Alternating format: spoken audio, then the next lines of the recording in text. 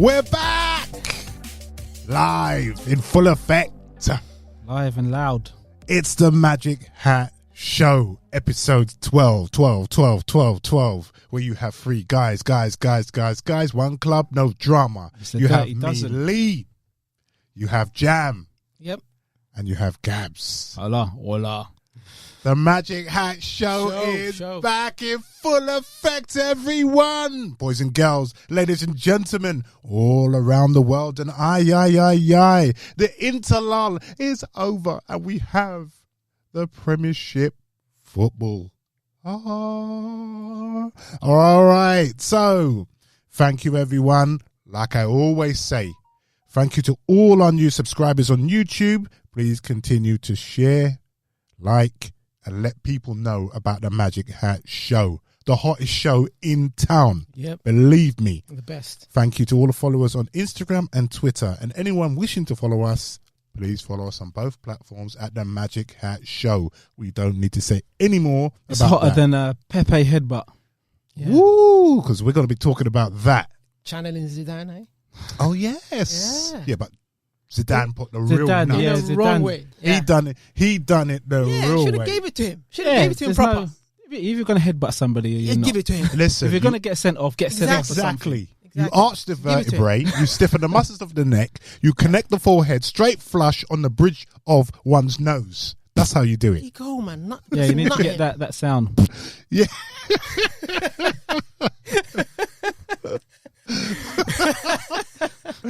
Lads, we ain't even begun the show. I haven't even finished what we're going to say yet. Yeah, we're going to cheer you up. Come on. Listen, ladies and gentlemen, it just proves that we're glad to be back. Absolutely. Oh, my gosh. Oh. So, That interlull killed us. right, I'm going back again. Rewind selector. Okay, so what we're going to do, we're going to thank all the subscribers, new subscribers to YouTube. Please like and share and tell and let everyone know of the Magic Hat Show, the hottest show in town. Like I said before, thank you to those following us on both platforms. Thank you. On the Twitter and the Instagram and the Magic Hat Show. Absolutely. Right, so we're going to talk about the performance at Elland Road. Exactly. We're going to discuss the player's performance, the manager's performance, give the player ratings, the manager ratings, and then we shall decide, all three of us, the committee, the SIF, we shall decide who played for the badge and who goes in that bin. In the sin bin. Then the second segment, we're going to be talking about the FA chairman, Greg Clark. Boo. Heckle. Head's gone. Who, for his comments, got dismissed. For his comments, to the parliamentary committee. Okay, and then we're gonna go back down memory lane. Woo! We're gonna go back down memory lane, and I promise you, this is the fourth and final part. What we're going to do? We're going to go Way back. So yes, we're going to go back down memory lane, and this is the fourth and final part of the centre backs, the best, the ugly, and the worst of them. And then we're going to give our next match predictions. So we're playing on Thursday, and we'll be playing Molde away. And then we got Wolves at home in the Premiership, and this is where it's a must win. Have to pick up So, points, yeah. and then we have to discuss. But before we do that, I've missed you guys. What have you lot been doing over the interlull, that ball fest? Oh, no football, proper football. Jamal's clearly been growing his afro. Yeah. I've been growing my afro. Plus, I've been watching. He's trying to do the Willian, isn't he? Really torrid, like poor international games. People qualifying. So you've been torturing yourself, basically. Yeah, You're one of these people who is into, self-flagellation and whipping yourself and making yourself. Oh, wow. Wow. I didn't see that coming. I've seen Saka playing for England, which was quite for me, I got to admit, right, I did watch Saka and Tierney. I was on Saka and Tierney. Happy for Tierney. Go on, Tierney. Yeah. And that's how you do the conga. Exactly. That's how you get through the 2 weeks. To the Neil Diamond Classic, so Sweet all Caroline. you have to do is just follow these players and make sure they come back. You don't do the conga and let Jack Grealish and what's his name? Let's Chelsea. All do the conga. Exactly. Who's injured. Exactly. Ross Barkley doing their dance moves. How about the Villa again? Oh, well, I'm not saying a word. We knew what was going to happen to Villa. We predicted it. We've been getting abuse on YouTube. Certain people did not like some of our, quite fair comments. Honesty hurts. Honesty hurts, and apparently, they predicted. We predicted that they would lose the next game. We said this is how small teams play. They come. Raise their game for the big team. And then what they do after that? Well, on to the next one. They tool down. On to the next one. So, for me, in the international lull, I was on Kieran Tierney watch and Bukayo Saka watch, and I watched The Mandalorian. So, yes, I binged on The Mandalorian, I had a happy time. And how's that show? Oh, that show is excellent. It's quality, yeah. I need to get on it. It's excellent. It's recommended. I'm telling you. I watched The Warrior Nun. The Warrior Nun? What the hell is that? It's not a porno. It sounds like a porno. But sounds like a blue movie. That sounds X-rated. Yeah. No, it's one of those things you find on Netflix when you've run out of stuff to watch on Netflix. The Warrior Nun. It was actually quite good. I found it quite good. Easy to watch. It's about this group of nuns that kung fu experts. Wow. It's not. They fight evil. Yeah. It's actually quite good. So they're kicking ass. No, I thought it was a cross between Sister Act and China O'Brien. No, it's a very serious show. Yeah. It's not a comedy. It sounds like a comedy. The only thing that's wrong about the show is the title. Because even when I watched it and I thought Warrior Nun, this must be a load of shit. But sounds like 80s porn, innit? Yeah, but when I watched it, I was like, okay, episode 1 a bit Whoopi Goldberg, a bit ropey. But by the end of episode 10, I was like, this wasn't actually too bad of a show. So that's what the international lull done for you. Yeah, man, watching some nuns kick ass. Instead of watching the Three Lions, you've decided, you know what, I'm going to watch the Warrior Nuns. Warrior Nuns, yeah. I'll have a bit of that. Okay. Why not? Right, so from The Mandalorian to Warrior Nuns to the game. To Elland Road. So let's go to Elland Road. So, Jam, start. Standing all together. Yeah, where do I start? Let's start with Leeds. Let's start with the team. We're marching all together. Like I said, folks, we are so happy to be back. Absolutely. Just like the Thin Lizzy song, the boys are back in town. Right, sorry. Let's go. Let's kick this off. Let's start with the team sheet. Right. Thank you. Yeah, a lot of surprises. What were you saying about the team sheet? The team sheet is he rolled the dice. Thank you. He rolled the dice. He's finding his team. He put in I think in midfield he was limited. He didn't have enough options anyway. So he played what he could. Yes. Xhaka and Ceballos, we'll get to them. Yeah. And the surprise start was Pepe on the right. Willian, who he's having a hard time, who's fresh from his Dubai trip a couple of days ago. Yeah, and a lot of people think he should have been reprimanded for that. Yeah, and he didn't tell the club all that, He started. Willock started. Willian had the right frame of mind. It was like, listen, I'm not watching this international lull. Yeah, okay. I'm going abroad. Yeah. Sorry. A bit risky in these times. Should have watched some Warrior Nuns. Yeah. And Aubameyang down the middle. Yes. Right? So we're thinking, decent team. Back four. Rather than a back three. Exactly. Although it got quite hairy at the back. But, so the team sheet, no qualms about that. Looked at positive change from last few teams. Mm-hmm. And then I'm thinking, let's go, right? Let's go. So straight from kickoff, Holding gets the ball, gives it away. Straight from kickoff. So that's a bad start. But to be fair, like you pointed out, Gabriel, the first 20 minutes, we bust the game. Right? Mm-hmm. So we bust it. We're pressing high for a change. Words in your mouth. You're doing an Arsene Wenger. No, we bust it, mate. Jedi mind trick. We were creating, especially the first 15 minutes, all the best chances came to Arsenal. We looked lively. We were pressing. Pepe looked lively. Mm-hmm.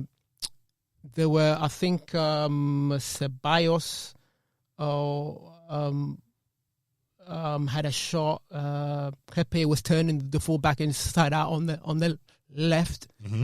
and he cracked the bar. So there were chances, and Bellerin was running through mm-hmm. and creating a chance for our striker where he should have really just squared it because Pepe was clean open. Mm-hmm. So actually the opportunities were there, but it's just we just can't get things on target right now. All right. So could I ask you? Yeah. Looking at the team lineup, was you happy with it? I was. Yeah. Yeah. The only thing that I wasn't happy about was certain people starting, but Like who? Shaka, for example. Okay. Haven't been his biggest fan lately, and he hasn't given me he proved me right again from the way that he played. Mm-hmm.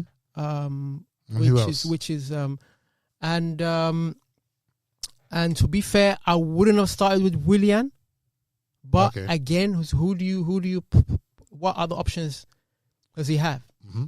Right?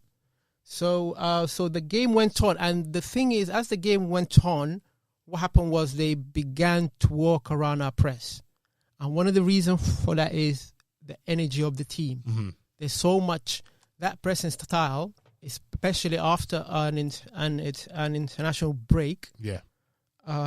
It's very hard against a team like this, which swarm you. Yeah. They attack with so much energy, and they're passing. They move the ball so quick, right? So well. Very impressive, very smooth counter. Yeah. So well. Yeah. So what they did was they realized that they can get around people like Shaka and Ceballos and attack our wings, Mm-hmm. right? Our fullbacks, Mm-hmm. right? So that way they become, and now we do that thing where I hate as soon as we get attacked, we drop far too deep, right? So what happened was our two midfielders Mm-hmm. were in line with our centre-backs. Why is that? That happened in the Villa game, and it happened again. As soon as you get boxed in like that, it's hard to get out again and grab the game by the scruff of the neck. Yeah. Against a team like this. Listen, Leeds are very good football. They will do that to a lot of teams that come to Elland Road, right? Yeah. Right? Just to interject there, and we'll get Lord Vader's views in a minute. Yeah. So because we don't want to, we want to just stick on like the first half. Yep. But I'm gonna go to some of the comments from another platform. Yep. And one comment was, "Oh, we couldn't even be a championship side." No. Now, a championship side with a great manager. Have the person that said this, have they not seen what Leeds have done to teams? They done to us. They done this to us at the Emirates. But they've done this season. Yeah. Leeds have shown no fear. Yeah. They scored 3 at Anfield. They've scored no. They've showed no fear against any side in the Premiership. Absolutely. And for you to say we couldn't even beat a championship side, how are you thinking? Well, what are you thinking? I think you have to look at also the circumstances, right? This team was without Luis, without El Neni. We had no backup left back. There was no Partey, who's becoming an integral part of the side, not defensively, but the way we progress the actual ball, the way that we go forward. Yeah. Yeah. And Luis as well, people are seeing now that he's an important player. Of course. Right? Because certain people are and I'm not going to point fingers yet, but our progression, and this is what they mentioned on Sky before the game in the pre-game, the progression of our attacks from the back to front is lacking, right? So it's not just people are saying we're not creating enough shots, we're not creating that, but it's just the number of times our moves end up in the final third is limited. Yeah, but we pointed this. Right? I pointed this out last year. Yeah. So before we started the show, even before we got Party, I was even moaning less than about, last year. Oh, even before Party came, I said, you know, we've the way our transition from defense to attack is poor. It's poor, yeah. You have been it's saying slow and laborious. Oh, not laborious. That's not even a word. Laborious. Yeah. You know, there's no. Yeah. Look how Leeds moved up the pitch, ball. especially on the left hand side. How they moved at pace. Yeah. So the percentage of the number of times possession ends in attacking third, we are 19. There's only one team worse, which is Newcastle, right? So, as you said, it's been a problem, but it's getting worse, you know. But there's circumstances for that. When certain players come back, that will be less of a problem. Which certain players? Luis, for example, Partey. Right, I know. He's not your. But it's nothing to do with him being my favourite. But he's an upgrade on Holding. Yeah, he's an upgrade. Yeah. But even still, when Luis was there, our progression wasn't fantastic. It was fantastic against Leicester. What, one game? It's not one game, but to be fair, you know, he's been a good signing for us. Yeah, he gets a lot of flack, but he's not going to increase our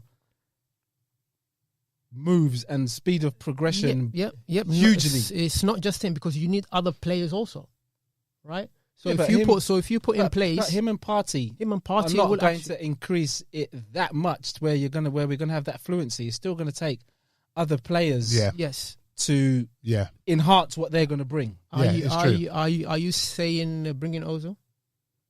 I said bringing Ozil last week. Or against, we might have to at this rate, because my goodness, we had Saka injured now, and who else was injured yesterday? There was someone else. Willian came off. So actually, Pepe is suspended. You know, he's struggling to start men in the Europa League now. So start the kids. We've more or less done the job. I think, which is good. Start the kids. I think Emil Smith-Rowe will get a chance. Yeah, and you know what? It's in times like this where somebody surprisingly steps out from the shadows that you're not expecting. A la Saka last season. One thing that was very frustrating. Set pieces. What is going on with that set pieces? Oh my days. Have you seen that mini huddle between who is it, Xhaka, Ceballos and Willian? Yeah, where they stood over the free kick. I saw that. And they had that committee of which one of us is going to sky the ball in there. And you had no faith. You had no faith in any of them. And Ceballos, when did we actually see him take ever free kick? Yeah, it's true. He came and the most shocking free kick ever. You know, it's true. Reece Nelson was terrible. And we hired. Didn't we just hire a specialist? Yeah, we had. To be fair to him, we haven't conceded from set pieces, but we can't score or take one. So, Lord Vader, just before we come back to you, Lord Vader, how did you find the first half of the game? I found the first half of the game more or less like how Arteta called it. I thought the first 25 minutes or so was an even battle, and then all of a sudden our energy levels dropped off a cliff. And it was like Leeds just steamrolled us into submission, basically. And I know in the group I was messaging you, Jamal, about Alioski and that left-hand side. Yeah. And you were correct in saying, Leeds are attacking from everywhere. Yeah. But they were particularly strong down that left-hand side where Alioski, where Pepe was not doing any work. And that's the side of Pepe. Yeah. Which drives me mad. You know, he's got all the ability going forward, but unfortunately in the modern day, unless you're Messi or Ronaldo or Salah and you're divvying up 20 goals this season, you have to do your work going backwards. Yeah. I watched the Liverpool game straight after against Leicester. Mane. Thank you. My point exactly. Is like a machine. Mane. And this is why Liverpool is so hard to break down. Yeah. But the thing is about that I saw about that game, Mane was tracking back, but Jota wasn't tracking back a lot. He was doing what was work, happening. Wijnaldum was filling in for when Milner goes forward. Wijnaldum fills in. Why is our midfielders not reading the game? God knows. But even still, you get Saka. Saka was, even when we were down to 10 men. Yeah. Saka obviously had to do his fair share of work, but Saka does a lot more work than Pepe for somebody who's like 4 years younger than him. But the interesting thing is, in the second half, they switched sides. The first half, they're a very clever team. They were killing us from the left-hand side. They went to the other side, Tierney side, just peppering. So they have... Yeah, but they didn't get much joy out of that. But my point was that, we were very good for 25 minutes. Second half, last 25 minutes of the first... Well, last 20 to 15 minutes of the first half, we, visibly dropped, which is what Arteta said. Mm-hmm. Second half, I'm sure Arteta got the players in at halftime and said, this isn't good enough. We need to do X, Y, and Z. Yeah. We all know what happened. And then, it was just a case of backs to the wall. Keep them out at all costs. And we rode our luck, absolutely, which we were due. And we've been due it for many a year where we've battered teams and ended up with either a point or losing. Yeah. So, we earned that luck yesterday. And how many times have we peppered teams? Oh, we've peppered teams and in not position. come away with anything. And we've got no praise. We've got no praise for Arsenal have battered that team. That it's all been about the other team. Yeah. Arsenal's woeful finishing. So Leeds' woeful finishing cost them yesterday. So Jamal, going on to the second half now, and then we have a moment of madness from our most expensive signing. Break that down for us. Yeah, he was having a tussle with Ali. What was his name? I'd hardly call it a tussle. Alioski. Alioski. There was previous. He's a Macedonian player. Yeah. So they had a tussle, which is you get that in every game. There was previous, yes. I wouldn't even say it was a tussle. Yeah, and there was a break in play, and then for some reason he stuck his head. Probably something's been said, So he stuck his head in his face. People saying head, but it's not a head, but he just, when you touch face to face. Yeah, you butt heads. Yeah. Like that, yeah. This guy, you touch foreheads. Being a like you do with your missus. Yeah, that's about as much power as he put into it, wasn't it? A Razzie Award dive, holding his face, or I've been hit, right? Not that I headbutt my missus. I should. You need to clarify that. Yeah, I need to clarify that. Once Lee he's was Your Honor, looking at me funny. Yeah, this is what he said. Because it was like, boy, I was just imagining, a can of Stella. Then, come here. I'm not the wife. Fast forward a year later. Yeah, bang. Your Honor, this is what he said on episode 10th of the Magic Hat Show. Yeah, just want to clarify. I am not a wife beater or a woman head butterer. But you do drink Stella. Yes, and I do not drink Stella. So he stuck his face. Yeah. Right on his forehead. This guy being the clever player he is, he go, oh shit, I'm gonna get this guy sent off. Done the Suarez role, and Gary Neville was pointing out, he's in trouble here, right? Oh, I think he's gonna go, and I knew before he even went to the screen and the whole. Yeah, as soon as they showed the replay, that was like, yep, you're off, mate. Yeah, and you thinking, oh please God, let it be just No. There was no pleasing God there. Yeah, it's modern day football, isn't it? So he gets sent. And if we, there's no excuse for it. If the shoe was on the other foot and our player went down, we'd gladly take it, innit, wouldn't we? This is what I've been saying. You can't blame the player for theatrics. No, our player will try and fight him rather than going down. Well, but like I'm just saying, you can't blame the player for theatrics. And there you go. It's part of the game. If you can gain the advantage by getting a man sent off in this day and age, that's it. But it was just to, break off from there. I watched Match of the Day. Yeah. And they asked, Micah Richards, what he thought of it. I saw that. Then, surprise, surprise, they bring up a reel of him. Yeah, where he stayed on his feet. Yeah. And it was more right. But then he done it Sunday League style. He waited for the tunnel, In the tunnel. Yeah. And he said, let's put it this way. I put my one was better than his one. But the funny thing is, because I was listening to watching a different feed, and it was Tony Adams and Jimmy Floyd Hasselbank. Yeah. And the host asked Tony and Jimmy the same question. And Jimmy Floyd Hasselbank said, listen, in my day, he said, I'd wait for a 50-50. Exactly. And I'd go in. Thank you. And I'd go in hard. Hard! That's exactly what every man would do. Like, right. And Tony Adams I've marked you. Would wait for him in a tunnel. Watch. I'm going to get you. I'm going to get you back. All right. Wait. Thank you.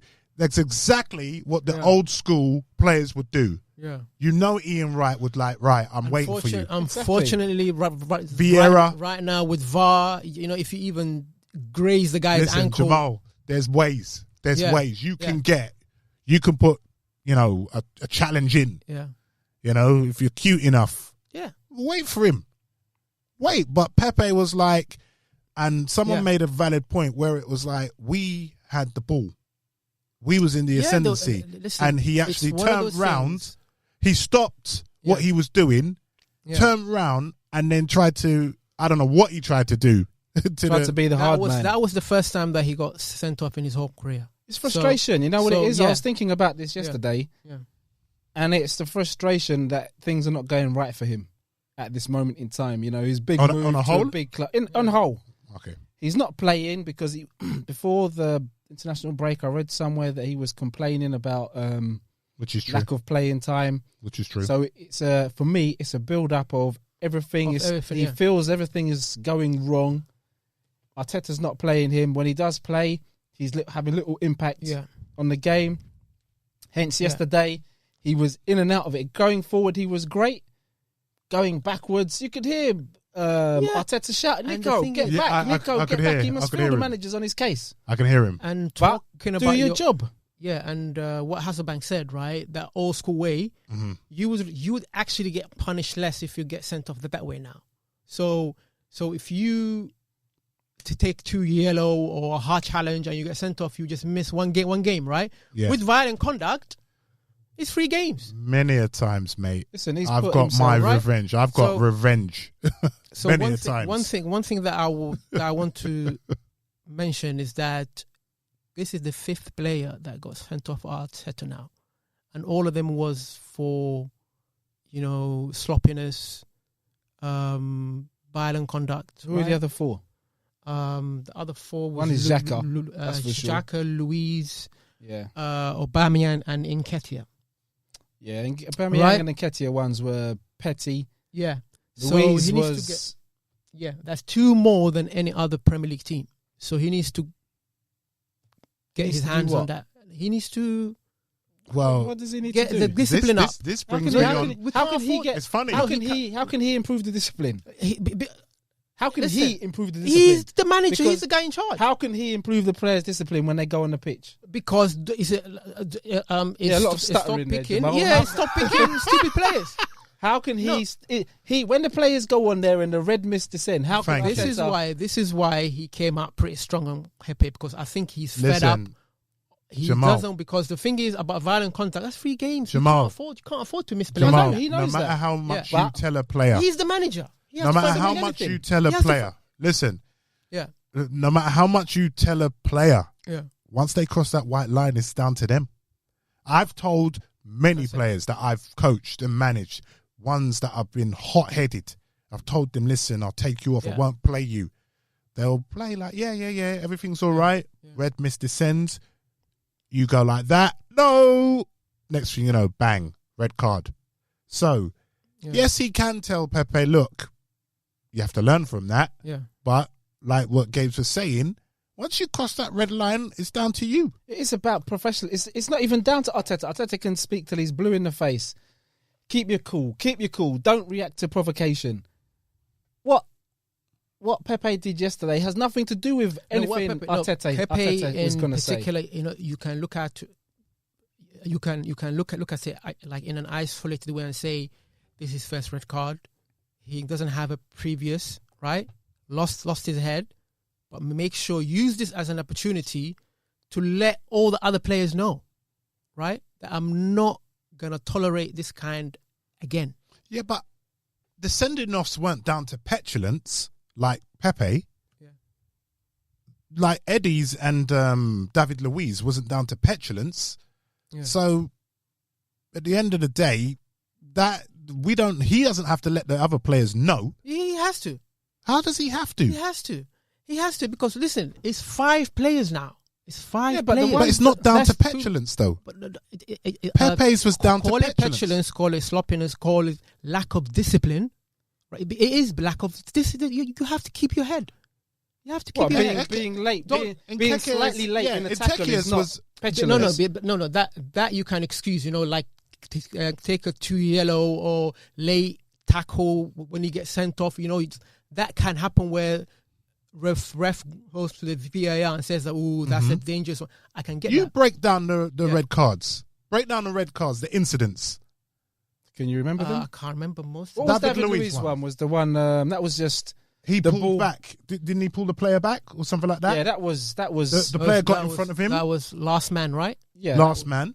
Was it last man? Right. In Ketia was a straight red, right? Yeah, and that was a late. That was a late. That was high counted at dangerous play. Dangerous play, yes. Okay. Aubameyang, same thing. Aubameyang was the other one as well. But then, wasn't it the you saw the same tackle in the next game where the referee didn't send players off? But the thing is, we've had West Ham. This, it was in the West Ham game. Yeah, it was true. But they have to keep their heads. It's simple as that. They have to keep their heads. But we can't afford to because 3 matches, you tally up over season.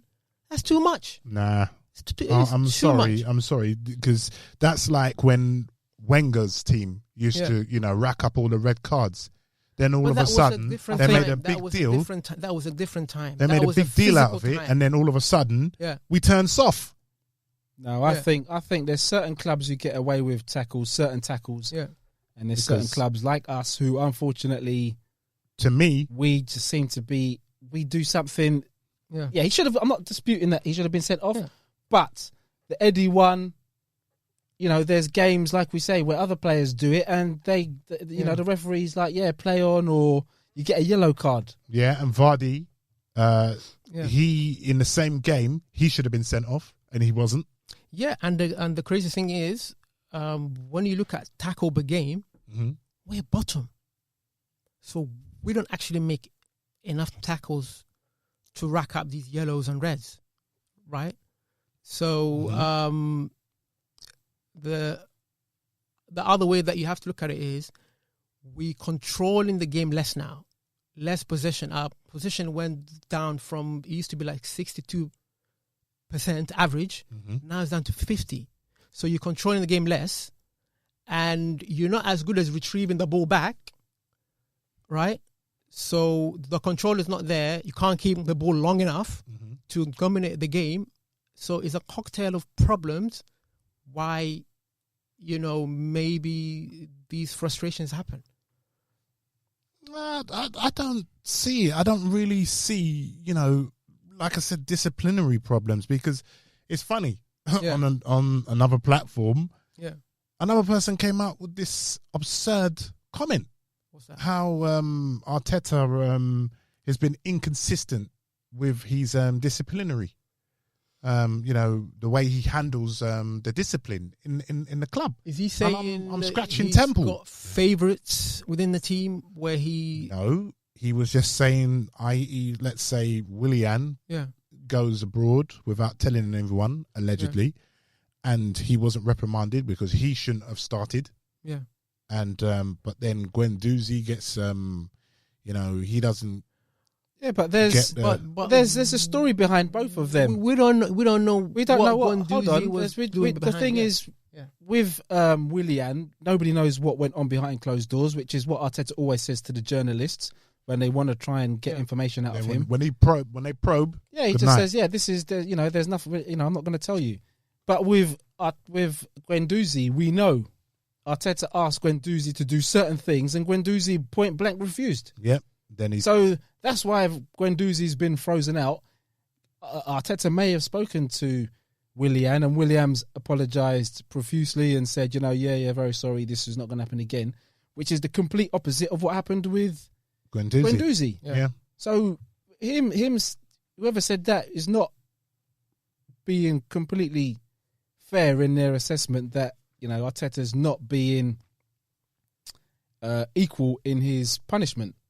Because I'm sure if Willian turned around to Arteta and said, "No, what are you talking about? I can do what I want." Blah blah blah.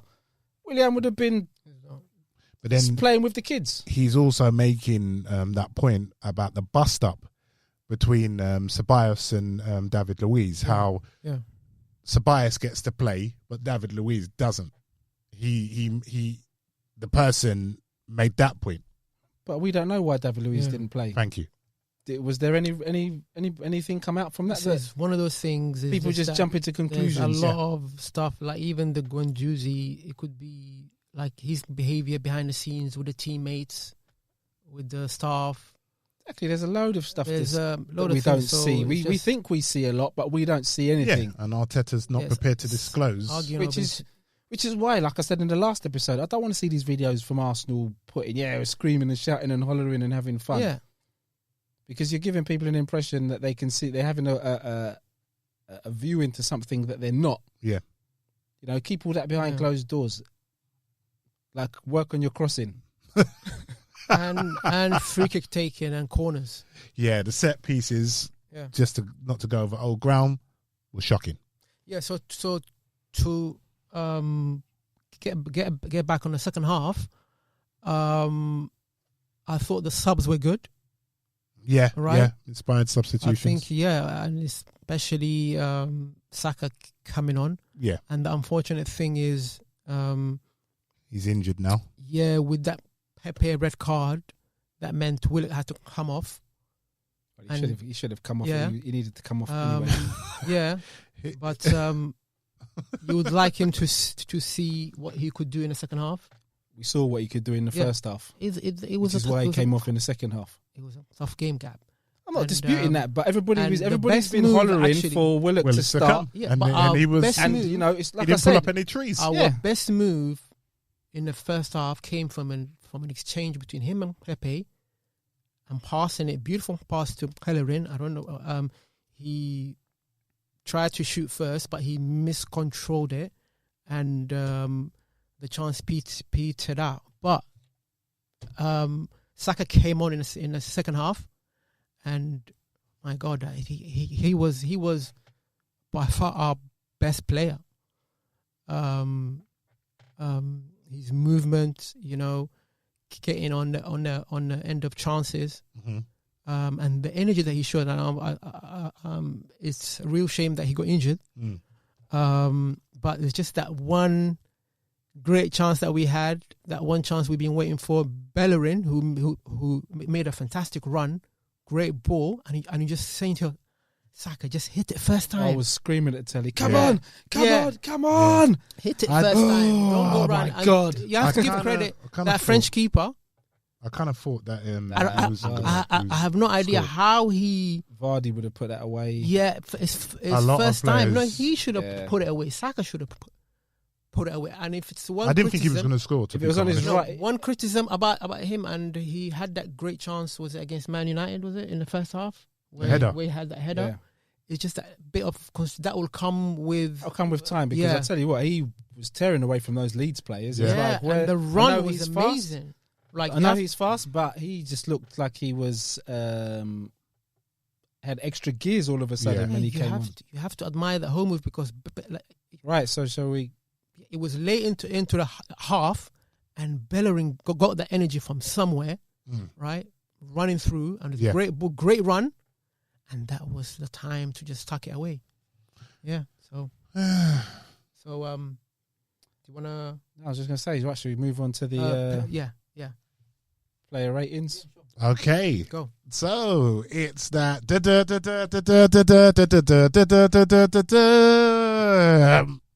Okay, so it's player ratings time. Yeah. Okay, so we're going to start with our number one, the one who's managed to keep the jersey, the number one jersey. This is Leno. 9 out of 10. Superb performance.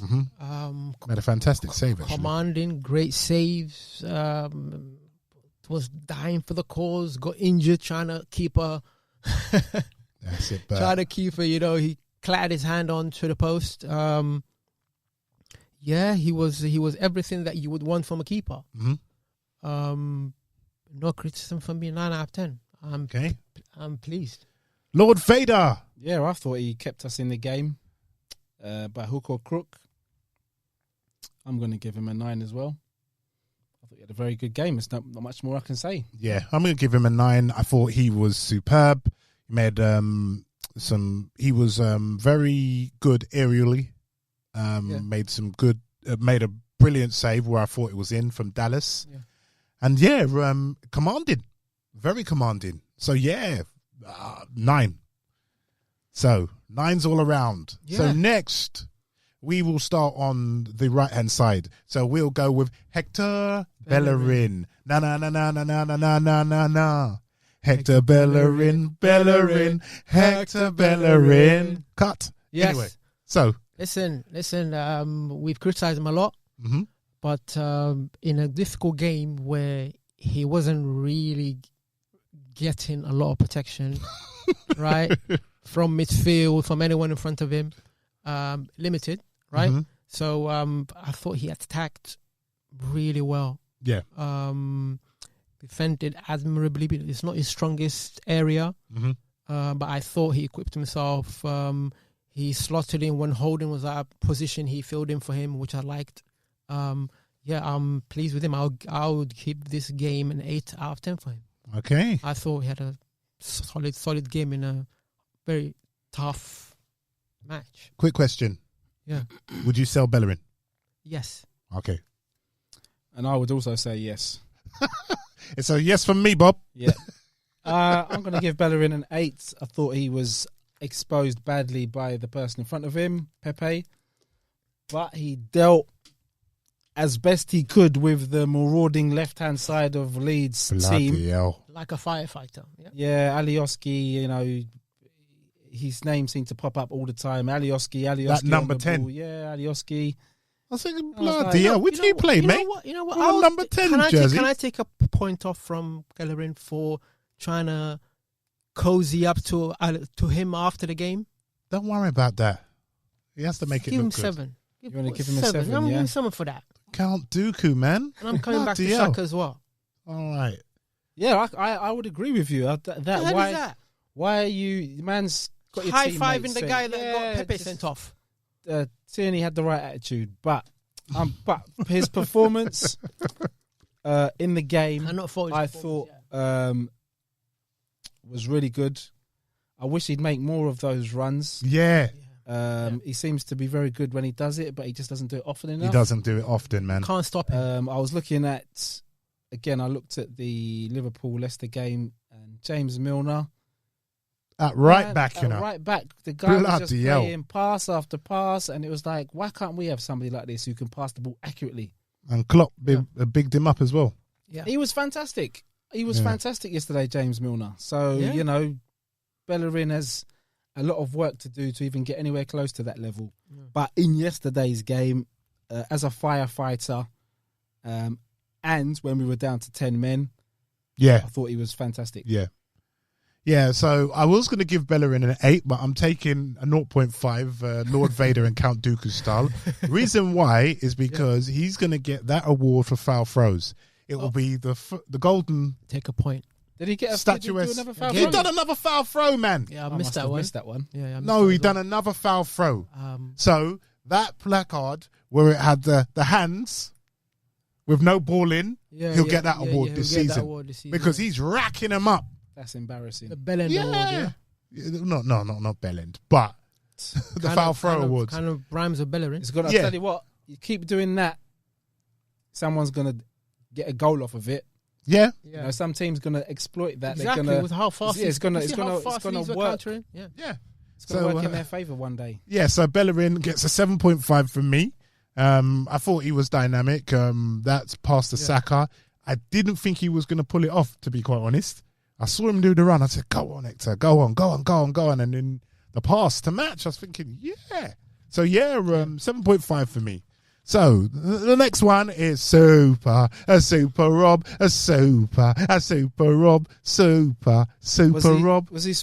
he Rob or Hob this week?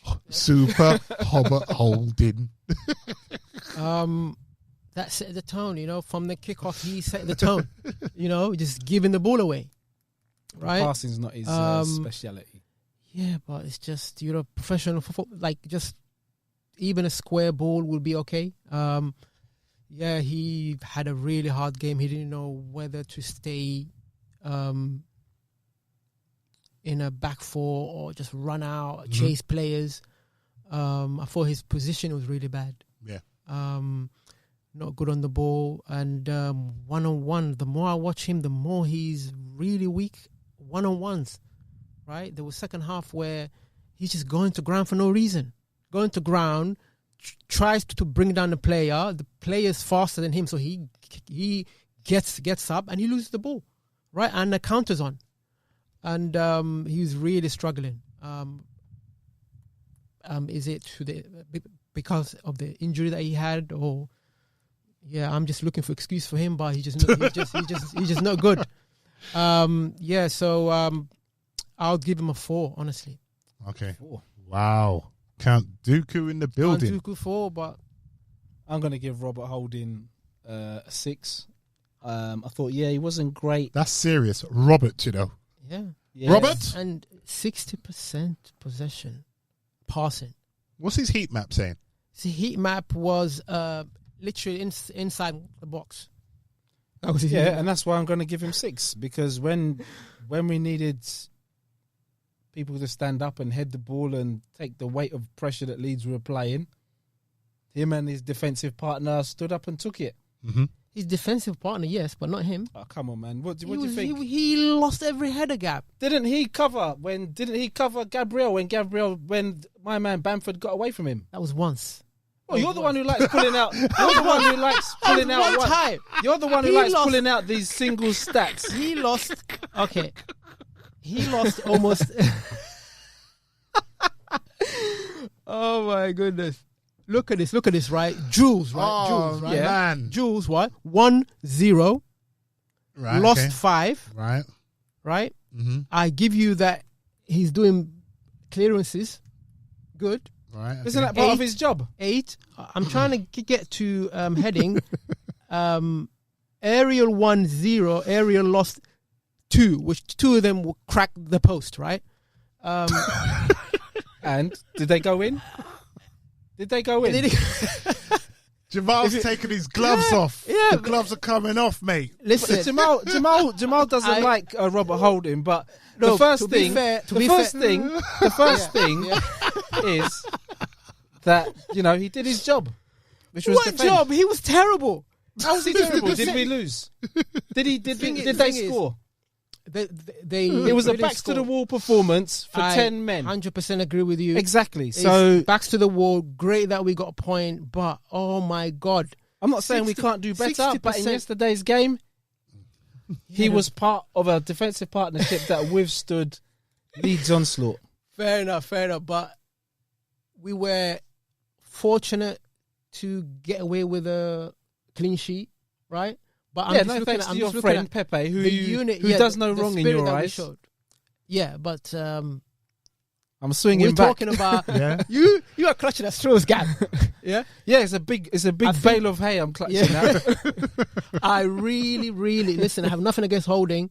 I really doesn't sound like want it, to mate. give him.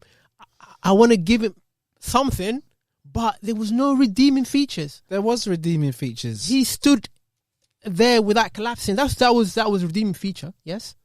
But I think, honestly, the one area where I thought he would be really good at, which is heading the ball, he was losing to Bamford. Yeah, but Bamford ain't no joker. Yeah, what are you talking about? He's not a He's mug. losing to everyone. Everyone like Koo. He hasn't won a single header gap Against Bamford. Bamford has scored, 7 goals? He's a good player, yeah. Well then, so it's not like... Jamal calls him barn door Bamford. So you giving him How could you extra say points for the that? clearances, yeah? I'm giving him extra points for the second half display. Fair enough. All right. Backs against the wall. Okay, fine. So who's what are you going to give him? Okay, so finally, 6. I would like to speak, sir. If I could speak.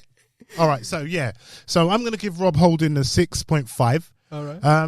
I do agree with both of you because I thought that Bamford is good and his movement is exceptional. Yep. And I just thought that with Holding, at times, he lost his marker. He allowed Bamford to disappear. Absolutely, and he was like half a second late. Yeah. So, when Bamford had these chances, it was like, ooh. And then I saw him in terms of pace. He, like getting back, he was slow to get back. But that's not. Suppose he's not his fault. A few weeks ago, you were calling him Holdini. Listen, you have to give the man praise. You're calling him the English Houdini. No, but hold on. But that just proves that I'm a fair man. When you do well, I give you credit. You're comparing him with Baresi. Oh, Hold Daisy. Okay, so we're going to go to Mr. Because there's no song for him that I know of. We're going to Mr. Dreams Can't Come True. Who's that? That's Gabriel. Gabriel, you know what? Thank God we got Gabriel. Of course. This guy's heading it, clearing it with his private anything. With his privates. Would you like to elaborate on that? His privates. He took it on the cojones, Oh, the meat and veg. He took one for the team. Took one for the team and he His felt missus wasn't happy. Yeah, she's not going to be happy later on. Yeah. I thought he... You have to go and see a specialist about not being able to have any children. He was firefighting just like Gellerin with not great protection in front of him. And sometimes you have to give these defenders leeway because they're only as good as what's in front of you. Exactly, no protection. Right? So... works twice as difficult. So it is... I think he made the most clearances for us. Really good performance. Really happy with him. Great signing. Just support him with better players, for God's sake. Support him with the guy from RB Leipzig. Umbacano, yeah? Yeah, Upamecano. Yeah. Oh, man. And Gabriel. Yeah, they got two of them. He said they got two of them. I watched the RB Leipzig. I watched 2 German games on Saturday and then 2 English games on Sunday. And Upamecano's defensive partner. Yeah, they're saying. Man, he's like 21 or 20. Yeah, French international, is he? Upamecano's 22 and he's like, man. Young players, yeah. Yeah, that's the back line of we France. should raid their village. We're looking at their midfielder also. Who's that? Yeah.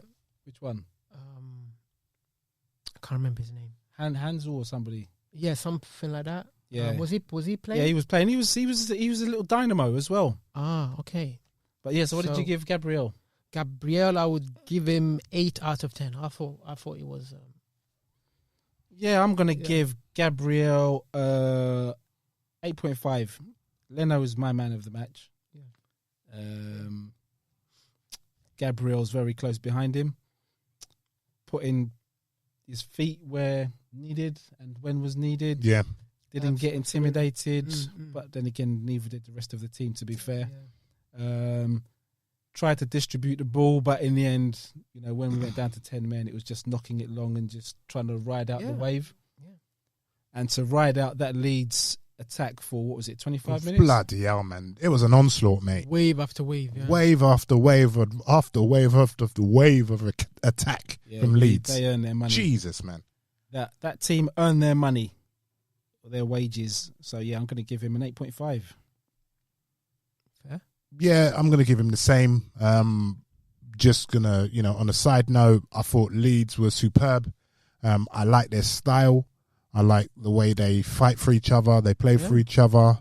And, like I said, at every given opportunity, what they could fashion out, they could carve out, there was shooting. And for Gabriel to, be in his 9th Premier League, game, and to, go to a place like Elland Road, backs against the wall, down to 10 men, man, I salute him. I salute him along with the rest of the players, but I salute him because I'm talking about him. Yeah. He was brilliant, man. So we're going on to KT, and I think KT needs a special mention here. That's Kieran Tierney, future Arsenal captain. Tin. Yeah. Do you want me to go first? Yeah. Well, I was looking at you. We do this every week. Exactly. Yeah. You're up first. I thought he the way he started the game was he had a bit between his teeth. Like literally, he started the game the opposite of the last game. Where I feel a big butt coming in here because there's a lot of impediments in your speech. No. Like he was playing on the front foot, winning free kicks, attacking down the left, but giving up a balance. Yep. But the only criticism about him, every single week. Go on. Distribution needs to be better, right? So examples, because I'm scratching temple now. No, what are you talking about? What I'm talking about is 69% passing accuracy. Okay, that's what I'm talking about, right? So, what I'm talking about, he's long balls, a lot of long stray balls. Let me just dig it up. Long balls, where are they? Sorry about that. Yeah, long balls. I think 9 long balls, 1 accurate. Yeah. Mm-hmm. So, distribution, but he makes up for all that with energy, enthusiasm, fight, right? Mm-hmm. And part of and he gave us, I think, 22, isn't it? Yeah. So he epitomized the energy of the team in the second half, the fight that we actually showed, and I loved that. After the game, he saw Xhaka and another Bellerin, Zoolander cozying up with this guy, with this criminal, Zoolander, right? And he said, "What are you doing, man?" Yeah. And he wanted to just let him know. He wanted to give him the Glasgow kiss. Yeah, exactly. Come on, let's have it right. I'll show you how it's done, Pepe. So listen, son, look, I'll show you how it's. Listen, Sonny Jim, I'll show you how it's done. So that's more like how it went, isn't it? So it was a solid game for him. So laddie, I would give him 7.5. 7.5. I'll take the high road and you'll take the low road. Yeah, because I will walk 100 miles and I will walk 500 more. That's more singing introduced into our show. God, where's the Bay City Rollers from? So yeah, I'm going to give Kieran Tierney 7.5. Probably about. I'd agree with you. Yeah, his passing does need to improve. I'd agree with you there. Again, having watched Liverpool and looking at Robertson, sharp passing. The passing, I think he gave the ball away 3 times yesterday in the whole game. His crossing, the cross for Jota's goal. Oh, Jason. It was unreal. And that's the level of crossing. But he also needs the movement to do those crosses. Yeah. Because Kieran Tierney can cross. But his long passing game needs to improve. His short passing is pretty accurate. Yeah. But it's his long passing game which will improve. Yeah. But, like I said, when I was watching the show yesterday, Tony Adams, the host, at the end of the show, he asked. Yeah.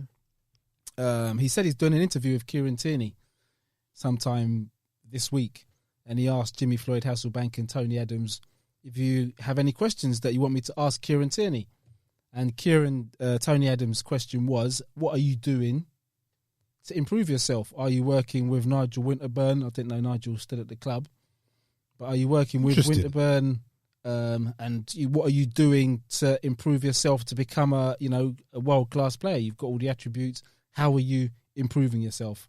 So Tony has obviously seen something in him that's lacking, and stuff that's in him that's good. So he's obviously got attributes that Tony can see, and he's got stuff that he needs to work on. So he's clearly, for me, the stuff that he needs to work on is his passing accuracy.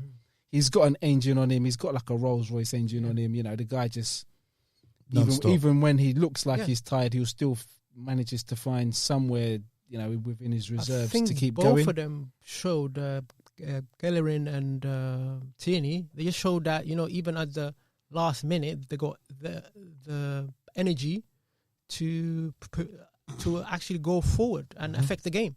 Yeah. So we need to just do that like game after game. Yeah. So what are you going to give him? I'll give him 7.5. Yeah, but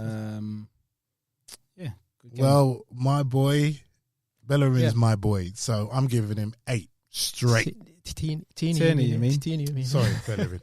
Bellerin? Sorry. Not this time, Hector Zoolander.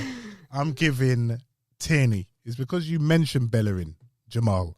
No, I'm giving Tierney 8 straight. I just thought he carried on his form from the international into this game. Tenacity, drive, passion, and like I said, that bit that I saw at the end, brilliant. And having to be ushered away by a member of staff of the Arsenal team. That's it, son. Yeah. Get in there. Show him. Arsenal aggro. Oh, that's what we want. That's what we want, man. And that's what you pointed out in his first game. Yep. I think it was one of his first games against Nottingham Forest last season in the Carabao Cup. Yeah, somebody stuck a clamp on Saka. Yeah, and he was in there straight away. Of course. And KT Sunday League wasn't style. having it. And KT, future Arsenal captain, was not having it standard. All right, so we're going into the middle. And we're going with Granit Xhaka.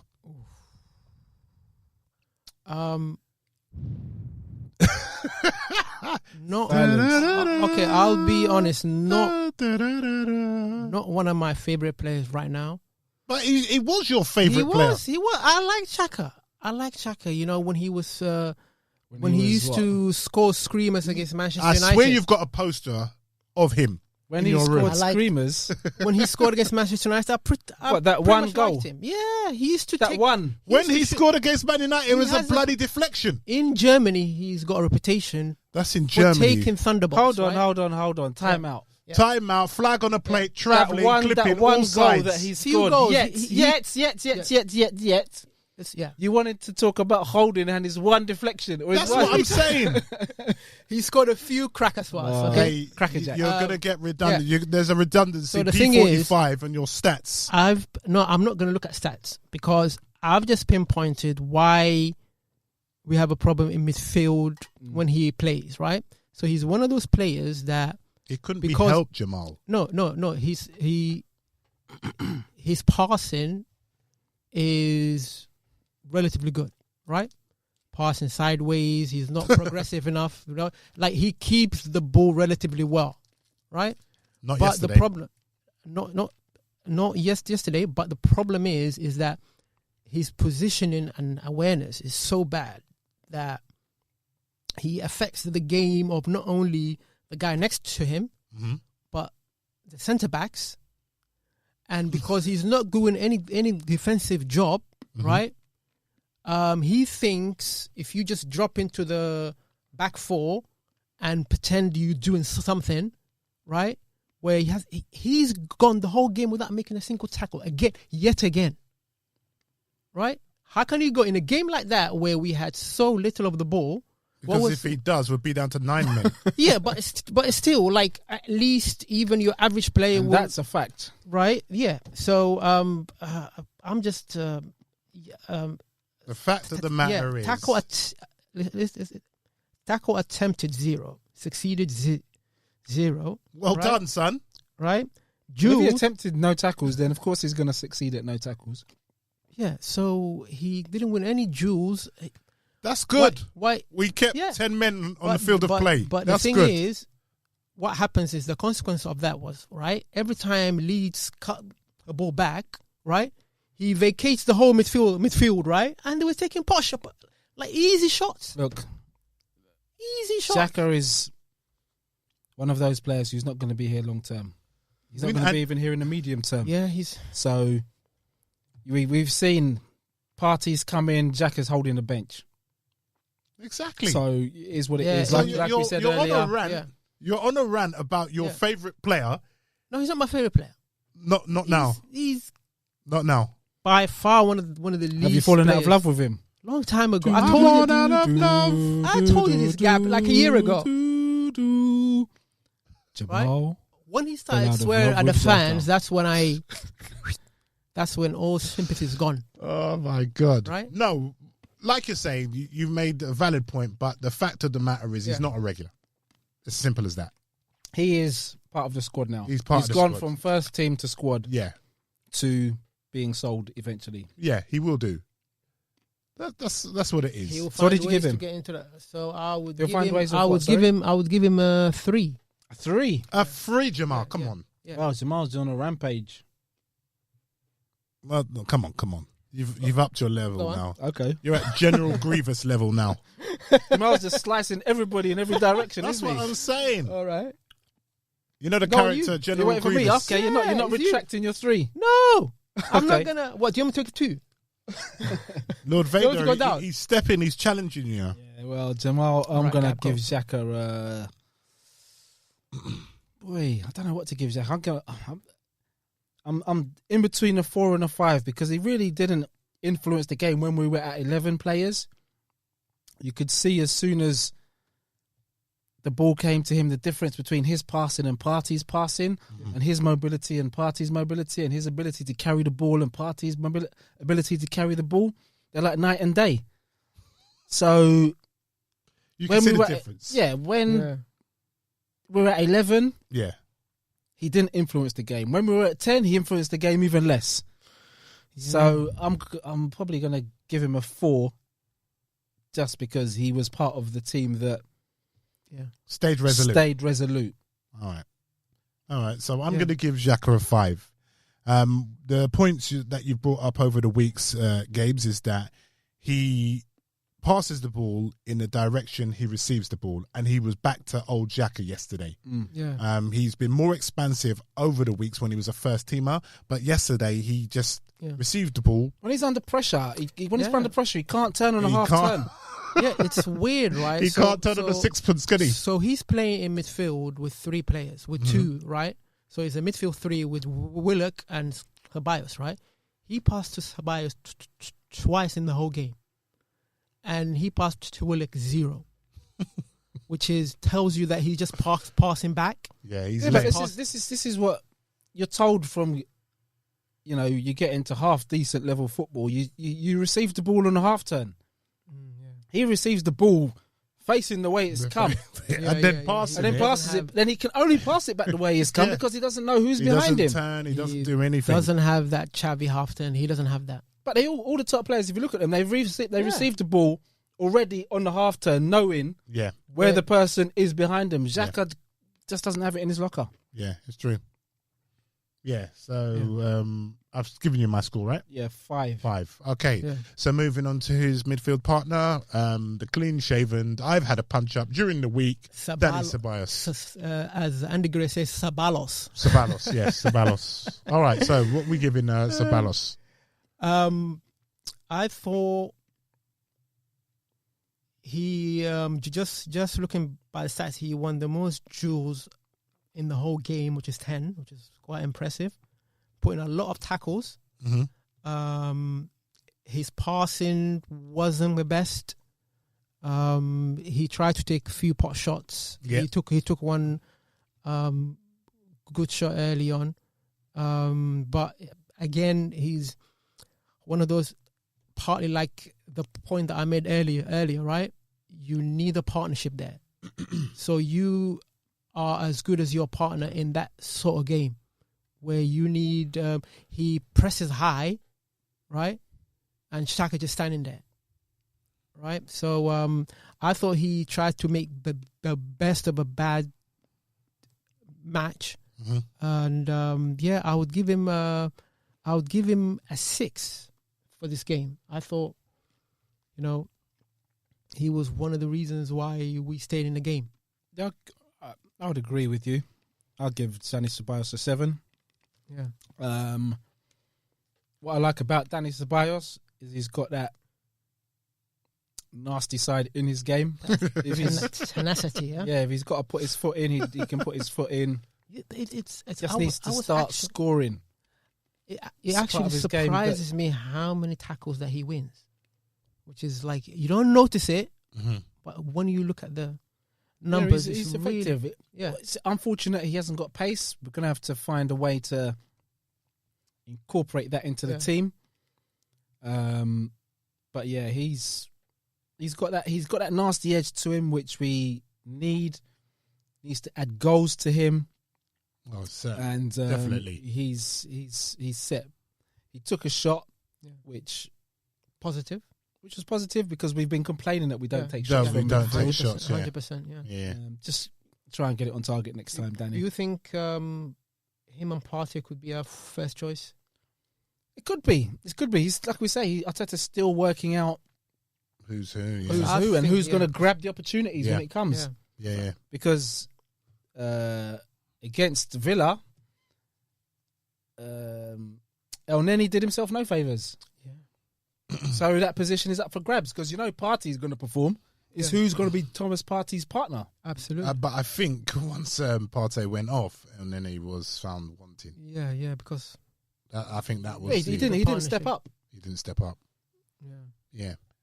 I'm going to give Ceballos a 6.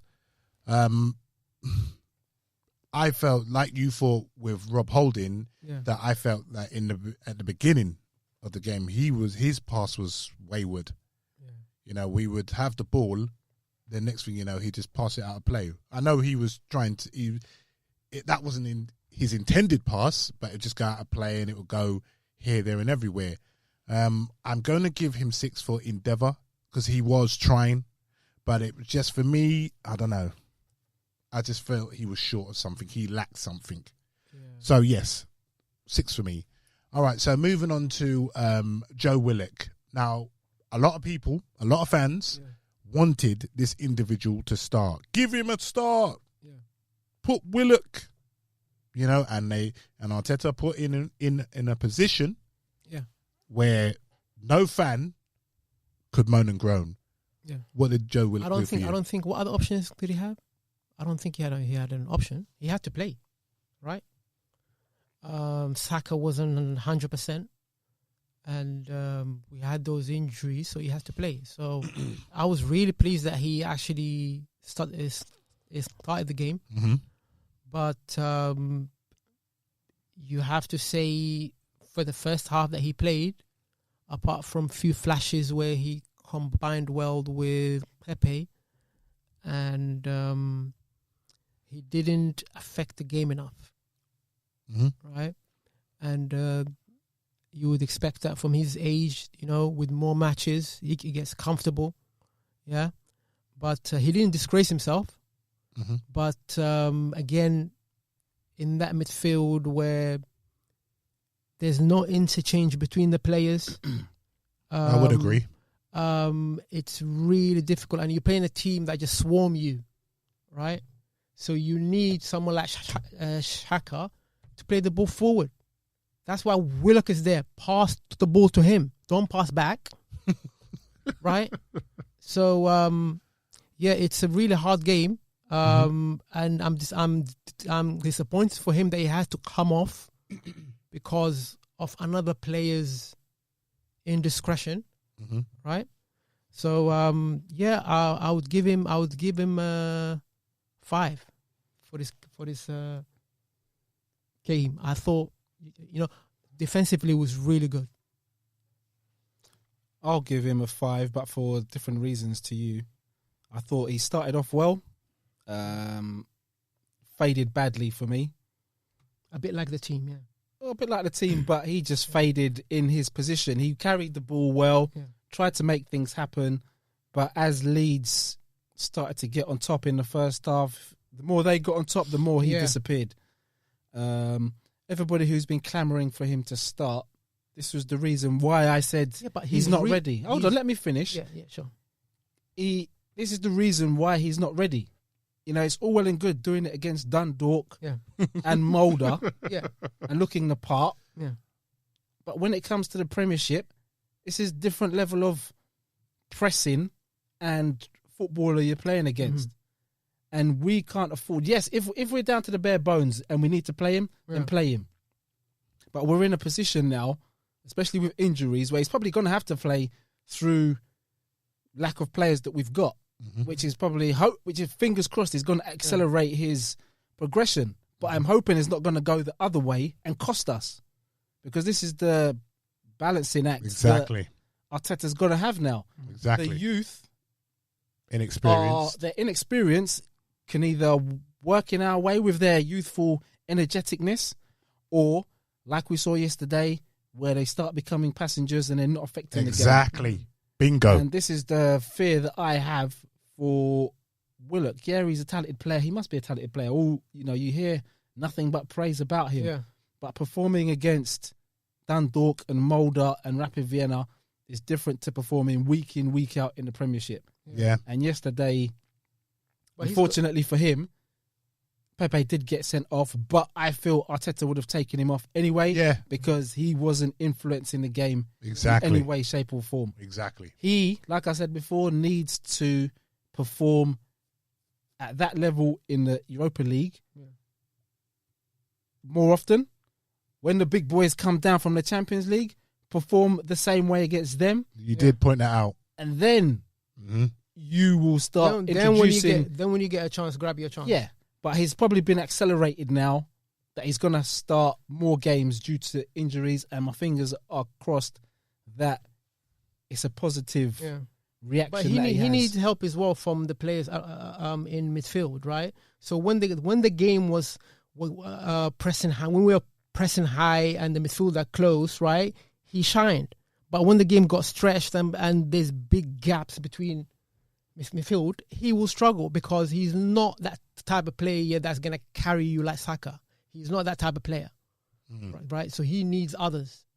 So great points gap, but what I would add is that he's got age on his side. You know, he can, learn and develop. Does he have age on his side? Because he's a young player. He's a young player, but he's not pulling up any trees. And, fans are unforgiving. If you're not pulling up trees like Saka or Martinelli, and I'm one of them, if you're not pulling up trees like Saka or Martinelli, and we want to win titles, we can't afford to wait for Joe Willock to develop slowly. We need, by the end of this season, Joe Willock needs to have moved on he does. from where he is now. He does. Because if he isn't, would you sell somebody else is going to come in. Would I sell him? No, I wouldn't sell him. But he needs to go out on loan. This is what I said. He needs to go out on loan. Yeah. Him sitting on the bench is not doing him any favours. So what would you give him? I gave him a 5. 5. All right, so I'm giving Joe Willock a 6. Yeah. I did feel the game passed him by. He didn't show that youthful exuberance and that energy like Gabe's pointed out, Martinelli and Saka. He didn't have that drive, and then it was like in parts of the game, it was just ambling along. Yeah. So, like, if he had lost the ball, he wouldn't, be like a young, youthful, because let's have it right. Leeds players are young, and look at the youthful exuberance that they show, the energy. I didn't see that from Joe Willock. Man, I've started. This is my chance. Let me show the manager. Let me show the fans. Let me show the club. Right, I deserve to hold down the place. I did not see that from him. Not saying, listen, like I keep on saying, all three of us are unanimous in decision when it comes to us wanting to see the Elland boys and the academy flourish and get into, become like the United kids. Beckhams, your Nevilles, your Butts, your Scholes. The class of 92. We all want them to be like that. But, like Gabe said, we'll be unforgiving because we're going through that process, and we want that, that transition and the process where we want our youth who we put up there to be, really coming along, just like Saka and Martinelli. Yeah. So with Joe, 6. That's fair. Okay, so moving on to the man himself, Mr. I tried to attempt the Glasgow kiss, but failed. It was a Hershey's kiss. I think we've said enough about him already. Yeah, the failed Glasgow. Yeah, he should have. See you, Jimmy. Yeah. It started with a kiss. So disappointing, He got his chance to actually play, he started the game well. First half, he was lively, taking shots, taking people on, cracking bars, and then just loses. A moment of madness. Red mist, right? Descended. Yeah, so you can't legislate for that, and he has to learn from it. And the thing about him is it's a turning point for him, right? So it could go either way now. You either grow from this, or you're going to be out the door. Lesson. He'll learn his lesson. Hopefully, but you just don't know. You just don't know. No, man. You just don't know with certain He's players. He's not that type of player. He'll learn his lesson. Let's hope that this incident is a footnote rather than a headline. He'll want his Arsenal career to flourish. He will not want to. Hopefully. He will want it. He will want to, for his Arsenal career to flourish. Yeah, because that one incident totally changed the game. Yeah. Right, so you're looking at the game second half. Oh, they're gonna tie. It turned it for the better for me, because when he went off, we started playing. No, but if we actually carried a counter-attacking threat. Yeah, but we just lost a man. Yeah, we lost a man. But how many times have we seen teams actually pull together? Yeah, yeah. Before, that's a positive. Before, we would have possibly crumbled. I think under that. I think we would definitely conceded. Yeah, most definitely. So it saddens Jamal, but what are you giving him? I'm you seem gonna so give sad. him. No, I'm gonna. He gets 3 for that. Oh, he gets a 3 for that. Yeah. Yeah. Lord Vader.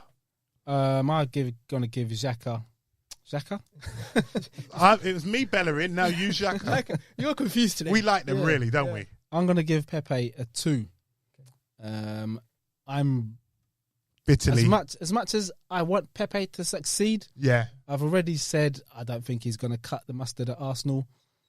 There's just something about him that I don't think Arteta can trust him defensively. And we all know what Arteta wants. He wants a team full of workers. Yeah. You can have all the skill in the world. Well, not even Arteta. This is the modern day football. Yeah. You have to be a what football demands of you, player. Yeah.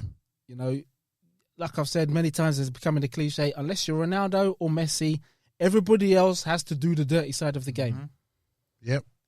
So him not doing that dirty side and Mikel Arteta having to shout at him every game. Yep. I'm sure that's becoming tiresome to him. Yep. So for me, and then he's let his teammates down. His teammates have got him out of the shitter, really, because if we'd have lost, we all know where the abuse was going to be directed. Apparently, he's received racial abuse, though. Yeah.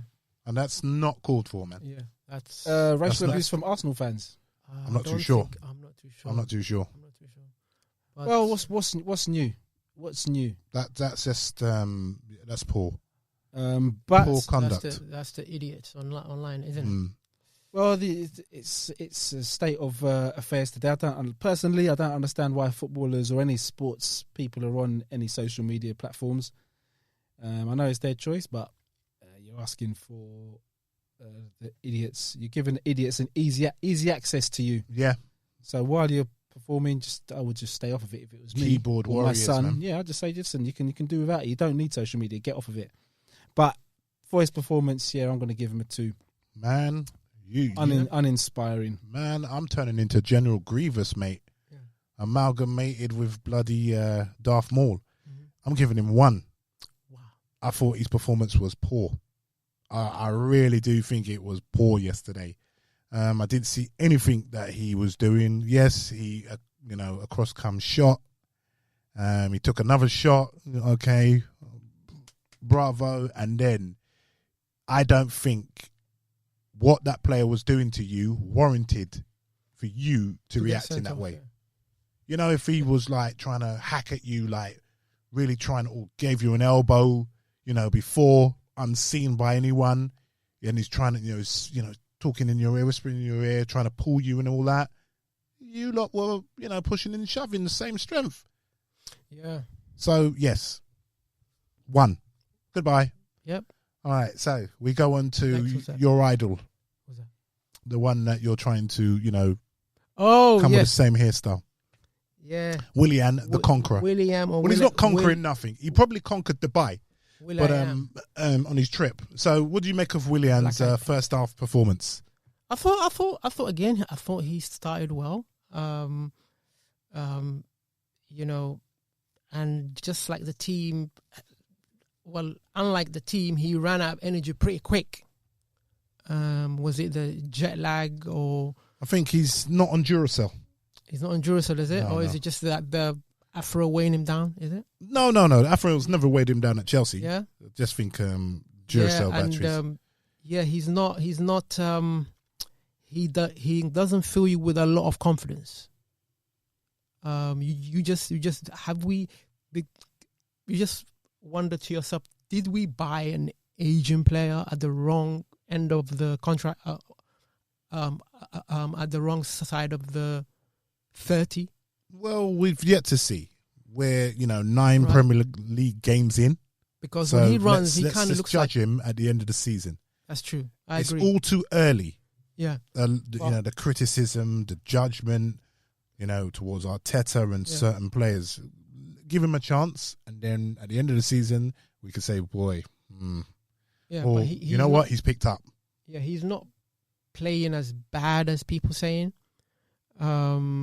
It doesn't help that he was an ex-Chelsea player, so there's extra, heat on him. But I thought he had an average game. I would give him 5 out of 10, honestly. Did you see anything, Gab, that warranted more? No, I'm going to give Willian a 3. I thought he was pretty poor yesterday. Players were running off of his back. He wasn't tracking anything. It was like, and Tony Adams and Jimmy Floyd Hasselbank both made excellent points. Tony Adams asked the question or posed a statement that Willian looks like he's finished, and based on yesterday's game, I was inclined to agree with him.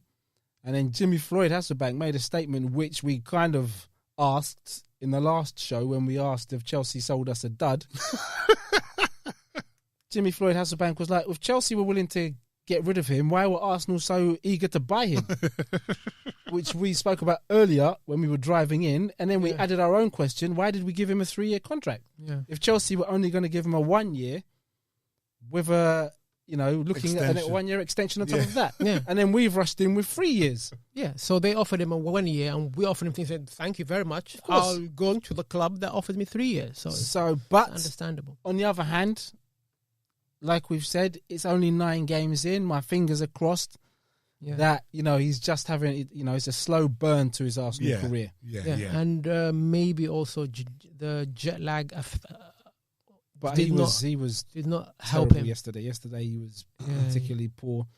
Arteta did say he had a muscular injury. That's why he came off. I think that's just code for he was playing shit, so we took him off. Yeah. Because he didn't look like no muscular injury to me. Yeah, he was coming off fine. He just looked slow and old. Yeah, he did. Yeah. He did. The young kids. In case jet lag. In case you know what, I've got a muscular injury. I've got a muscular injury when I play football. I think Jamal had a great point. Jet lag. Jet lag. Let's give him jet lag. Yeah, it was because he come from Dubai, so it's jet lag. It's a tough place to go as well. So private jet. Just it's really tough sitting on those leathered first class Emirates Airlines. It's really nice. Emirates Airlines, yeah. Sipping champagne. It's really hard. Yeah, So what I'll do, I'll agree with you two. I'll give him a 4. Just like you two, he didn't pull up any trees. Moving on. Yeah. So we've got Mr. I want to play down the middle, who got his wish. He rubbed the Arteta lamp, and Arteta granted him the wish. So it was Aubameyang. Would you give Aubameyang? I would give Aubameyang 6 out of 10. You know, finally he's getting shots on. His movement is so much better than Lacazette, right? But you would still need to get him on the ball more, right? Make more runs, and the creativity is not there, and he's not that kind of player that will create for himself. Yeah, he can't create for himself, can he? So, as evidenced in that shot. So he's So he's a classic number 9 where he needs you to come up with the goods. Yeah. Right. And to be fair, those kind of passes weren't evident yesterday. Yeah. So yeah, I think that last chance, that Saka chance, you just want him to get to the end, on the end of that, and that's 1-0. Well, the way he was shooting yesterday, I don't think he'd have done it. I don't think he'd have done much better than Saka yesterday. Yeah, 1-on-1, but you fancy him more. He's getting desperate, I think. Yeah, but There's no need to be desperate. No, just keep playing. Just like it'll come. I think once he gets the first one. Yeah, I think he'll score 2 against Wolves myself. Hopefully, yeah. Optimistic. Optimism. Yeah. So yeah, I'll give him 6 out of 10. Yeah. All right. So Lord Vader, I'm gonna give Aubameyang a 4.5. So generous. Yeah, I didn't want to give him. He was 4.5. He was average for me, so he should have been a 5. But he was captain, and I didn't see a captain's performance. Thank you. There. Bingo. Mm-hmm. I didn't see. I know it's your typical British fist pumping. I don't even know if it's a British trait. It's not a British trait because there are times when you need to roll up your sleeve. Thank you. Yeah. You know, your skill and talent just isn't enough in a game sometimes, and you just have to we need to dig in, lads. You know, and I didn't see enough of that from him. Yes, he was working hard and chasing, but there was something lacking. Something wasn't quite there. Wasn't quite right. Nah. I don't know just what it was. It wasn't a captain's performance for me. Yeah, that pass from Bellerin was just a typical pass for my players right now. A simple pass, just pay it forward, and he just pays it wide. So he has to go. So Uber has to go wide, and then by the time he takes the shot, the angle's gone, right? So the service to him has to be spot on. Yeah, I'm going to give him a 4.5. Just in between a 4 and a 5 for his performance. A 4.5. I'll give Aubameyang a 6. Down the middle, I didn't see what he done, and I don't agree with him playing down the middle, as a lot of Arsenal fans, think he should do. I just don't think he has the quality to and understand this, Arsenal fans around the world. I am not knocking Aubameyang. I'm just saying technically he just doesn't have that quality to, hold up the ball and carve something out of nothing. Where he's been effective has been either side. Centrally, going down centrally, for me, no, I'm sorry. And just to top it off, it wasn't a captain's performance yesterday. But I'm not knocking Aubameyang because, to me, he's one of our best players, if not our best player at the club. Yes, so... What did you give him? What did I give him? I gave him 5, is it? 5, isn't it? 6. You gave him 6. 6, sorry, yeah. Yeah. So substitutes. Saka. So Brilliant. we got to speed this up now. Brilliant performance. Saka came on immediately. He was like, I'm gonna take on these guys all on. Beating players, running back, chasing back, winning the ball, getting on the end of chances, creating chances, and I thought it was a brilliant cameo by Saka. So I'll give him a 9 out of 10. Right. Okay. I'll give him a 9 out of 10. Yeah, I was going to give him an 8, but I'd have to, he transformed the game for us. We were dead and buried in that game until he came on. So inspired substitution by Arteta and inspired performance from Saka. Yeah. And I'll have to agree with you, Jamal, and give him a 9, which is quite astounding how short he was on the pitch for. Yep. Yeah, I'm inclined to agree. I'm going to give him an 8. Inspired substitution. The man looks like he cost 72 million as opposed to the one that we've brought. And Saka was just brilliant. Just carried on his form from when he's been playing, on international duty. So for me. Who else did we have? I think the rest of Ainsley Maitland-Niles didn't just come on long. 1 minute. Yeah, didn't come on long enough. He was on. There's no point in rating him. Yeah, who else? No one else? And Nelson came on. Nelson. No, I've got to give it to Reece, man. I'm going to give Reece 7. Yeah. Because Reece, come on. Okay, he didn't pull up trees, he but did what he needed to actually do. He was tracking back, and he was part of a resolute unit. And he's one of the few players that wanting the ball and holding on to it. Yeah, and running at players. Exactly. Yeah. So I've got to give it to Reece. Yeah. Hopefully he'll get his chance. Yeah. So what are you giving him? And I'll give him a 7 out of 10. Hopefully he gets his chance as well. Yeah. I'm going to give Reece a 7 as well. Yeah. I thought he carried the ball well. Showed more than Pepe at times. Just needs to... I think he's another one who could do with a loan spell where he plays more. But again, due to injuries, he's going to get his chance. He's going to get his chance now. And he needs to perform because we cannot afford to drop any more points. Exactly. Precisely. Yeah. So 7's all round. Okay, so what we give the manager, Arteta? Go ahead. Okay, I'll go first, Jamal. I'm going to give Arteta 8.5. Why would you give him that? Well, I thought I can understand people asking why is Saka starting. Saka started because he played so many games for England. So many games. Yeah. So he basically chose the team, injuries aside, that everyone wanted. Yeah, so it was a team that was set up to do a job. It did its job well initially, faded away badly. Second half, I'm sure he had words with them, and that plan in the second half went out the window with Pepe. But he still had the fortitude and ability to say, okay, send Saka on now, give Saka a set of instructions.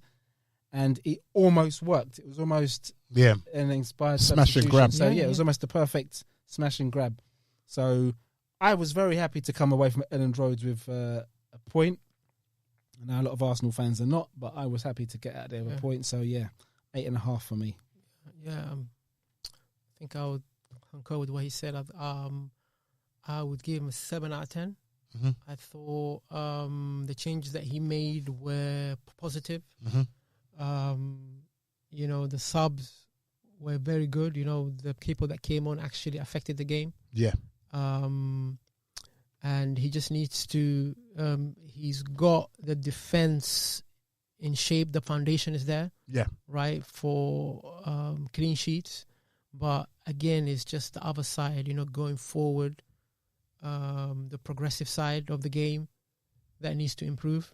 And from the way he spoke the game after, to his comments, how he handled the Pepe red card, you have to praise that. And like a point from that game, I'll take it any day, given the circumstances, right?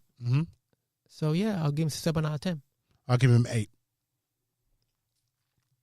And that's it. That's it. Yep. Yeah. So who's next? So who played for the badge? Badge.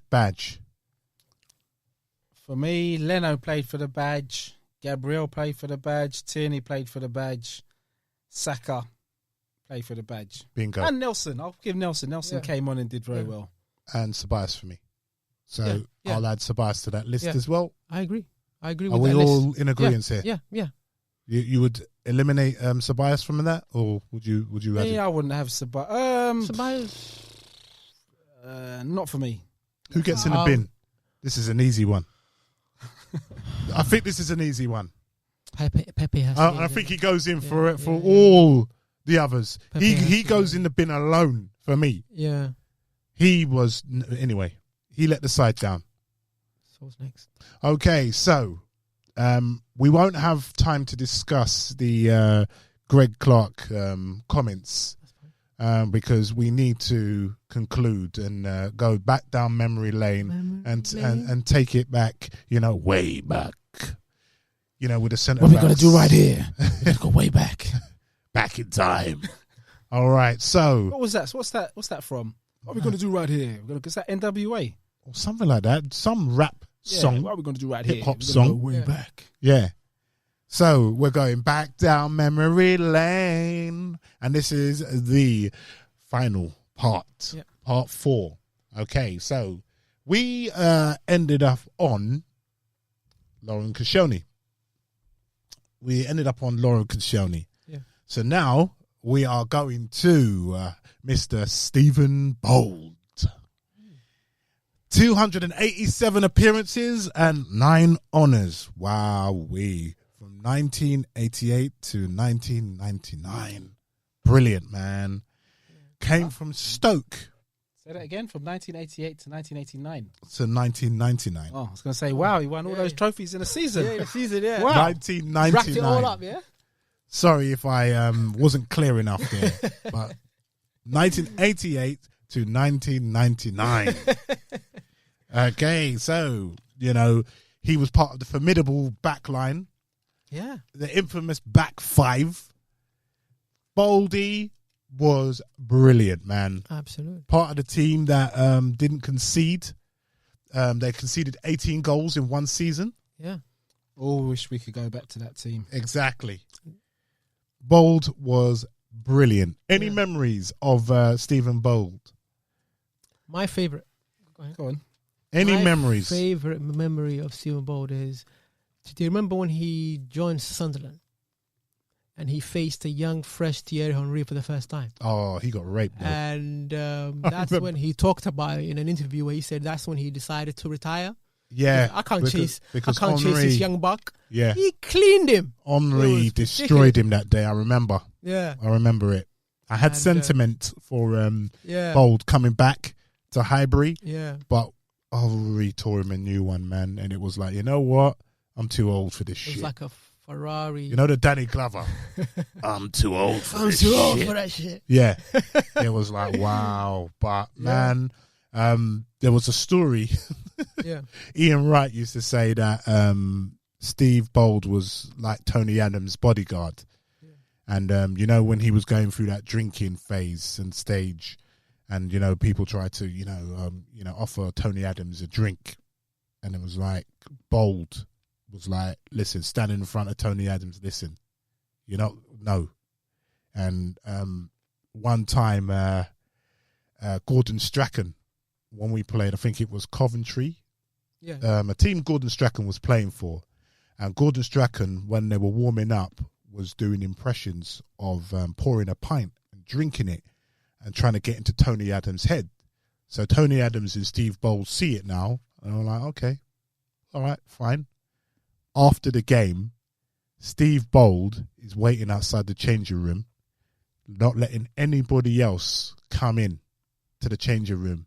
And Tony Adams and Gordon Strachan. So Tony Adams said that he was just looking at Gordon Strachan, and Gordon Strachan was just shitting himself. Pardon my French. He was shitting himself. But it was just him and Adams on and off the pitch. You didn't mess around with them. Yeah. They were the management. That's it. So, kind of partnership we need now. Mr. Clean Sheets. He wasn't, listen, Steve Bold was not a man to mess with. We did get him from Stoke. Absolutely. Yeah. The only decent bit of business we've done with Stoke. And now, we thank him for the work he's done for Arsenal. He's been a loyal servant to Arsenal past his playing days. He's currently he's the under 21s, under 23 manager or something like that. I think he's younger than that. Is he younger? Yeah, Yeah, so he's part of the staff. So yes, swiftly moving on. We're going to. Why are you trying to look, sir? I'm trying to guess. You're not trying to guess. You're trying to look. Yeah. All right, so we're throwing the name up and we're bringing it down. So who remembers this iconic picture? Ruud van Nistelrooy carrying, and this man does his Planet of the Apes impression. Keown. There's only one Keown. There's only one Keown. Isn't it? We sold him to Everton and then bought him back, right? Yeah. Yeah. So Martin Keown, 332 games and 10 honours.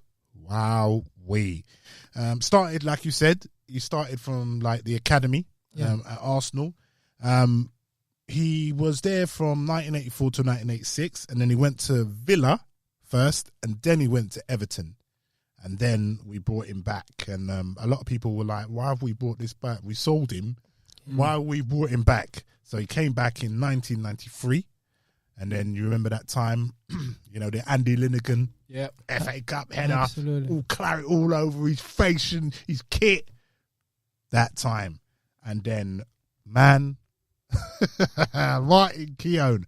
Any memories of Martin Keown? Because I've given one of Martin Keown. Keown and Steve Bold are just throwbacks to an era of ruthless defending. Yeah. That if you were going to score, you had to earn the right to score. Especially at Arsenal, it wasn't an easy. You didn't get an easy shot. Yeah. With Martin was almost like your jacket, wasn't he? Martin, Steve Bold, Tony Adams. They were like part. They were literally on you. The moment the ball came to you, the moment you even looked at the ball, they were right on you. They were on you, yeah. And I think he's wasted sitting in, the pundit's chair. Yeah. As for memories of him, just Martin being Martin, just being a rash. Wasn't he just known as the rash? He was rash because... And he wasn't always a starter, but when he comes on, 100%. Yeah, he will give you 110%. That player is a nightmare to play against. You look at him, you'd size, as you'll do, you size up players when you get on the pitch. You look at Martin and you think, I'm going to take this guy for toast. Look at him. Man. Well, how many players came unstuck with him showing the interesting thing you said was there was a story from the England camp, and Steven Gerrard tells the story. Oh, he nuts him. When he nuts, nuts so hazelnuts Martin Keown. Mm-hmm. Everyone, oh my God, whenever you get nutmegged, it's, oh my God. Then all he said is like Keown was like a homing beacon. He chased Gerrard all over the pitch, trying to get at him, trying to just take him out. And he'll clean you up. Right, he said that Martin Keown is the best person to play the joke on, though, as well. He said one time he broke into Martin Keown's locker, stole his clothes, wore his clothes, and then he was like, he walked past Keown. So Keown goes, "You right?" Then he doubles back, like, "Hold on, that's my clothes." Right, he said he ran with his clothes. It probably took him a while. And jumped into the swimming pool with his clothes. Oh, my goodness gracious me, man. But yes, the legend that is Martin Keown. Battle of Old Trafford. Martin commentates and pundits the way he does his football. He's just intense. Yeah. There's no smiling, there's no joking. Frowning. Yeah, very much missed player. Okay, so we go and we throw it up and we come down to Captain Marvel himself. Any ideas who I'm talking about? Big Tone. Tony Captain Adams. Captain Marvel. Have you not heard him being called that? Captain Marvel. I've heard him. I was just thinking of, the... Not the female Marvel character. No. The statue outside the Emirates. That pose. You were thinking about Captain America, yeah? Captain Marvel and Captain America. Yes. So, Yeah. one club. One club captain. One club. Man. One club man, yep. And 13 honours. One Tony- trophies in More 4 different honours. decades. I think it might be. Yeah, he won trophies in 4 different decades. I think he's got more honours than Tottenham. Tony. Oh, Tottenham Football Club, right? wow. That was a kick in the ghoulies there, mate. Yeah, we didn't see that one coming, Jamal. I think, yeah. The kick in the ghoulies there. So, yes, one man, one club. His statue sits outside the Emirates, and for good reason. Legend. The memory for me is when Bold puts the pass over the top. Oh. Tony Adams chests it down. This is against Everton, by the way, and he last game of smashes the the season. volley. And then, hence why we see that statue outside the Emirates Absolutely. with him saying, Arms akimbo. Yeah. I'm the man. Yes, I am. Yeah. Saying, who wants some? Who wants some? Yeah. Any memories? Because we're coming to the end of the show. That's my memory as well, you know. My memory of Tony Adams is probably The Shevchenko at tackle. Highbury, going to Highbury and opposing teams just doing EO at him Yeah, because he was known as a donkey, there's a donkey, yeah. and he did play like a donkey, but his passing was really poor. But that was what was asked of him. Mm. Just get rid of the ball. Yeah. And then to watch his development from that player who was asked to just hoof the ball, don't worry about passing it.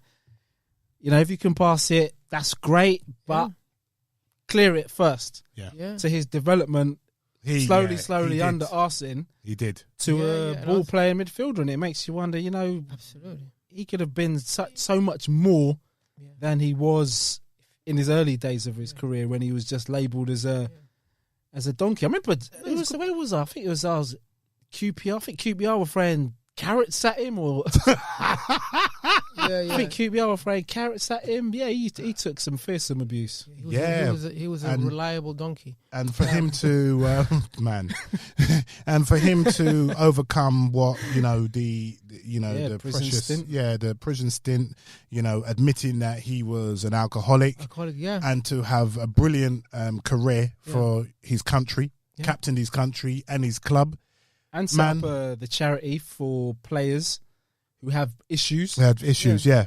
You know, I think that's probably his greatest achievement. I thought him and Merson were brave.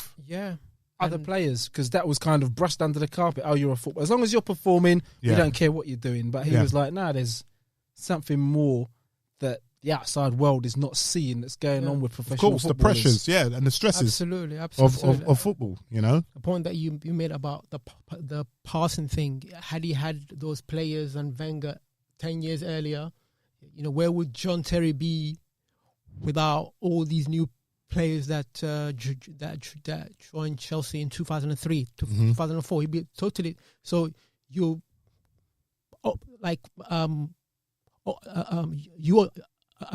are as good as the players that you play with. No, it's true. It's true.